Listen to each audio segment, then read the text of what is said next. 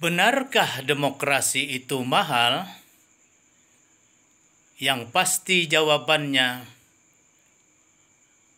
bahwa Pilkada serentak Provinsi Kalimantan Selatan 2020 yang akan datang diperkirakan menelan biaya kurang lebih 150 miliar rupiah. Sebuah angka yang sangat fantastis sekali. Apa yang akan didapat dari ongkos demokrasi yang begitu mahal?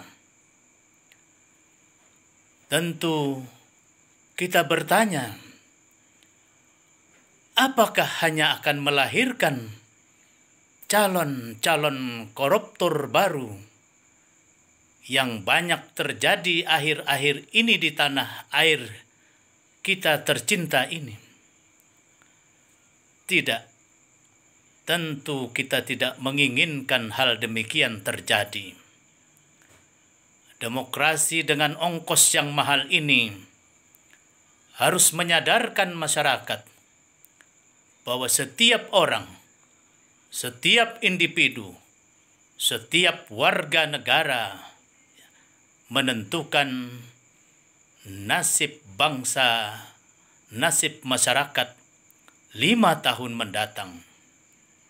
Oleh karena itu, jangan sia-siakan miliaran rupiah yang setiap 5 tahun sekali digelontorkan untuk membiayai pelaksanaan pilkada menjadi mubazir dan sia-sia karena ketidakcerdasan kita sebagai pemilih.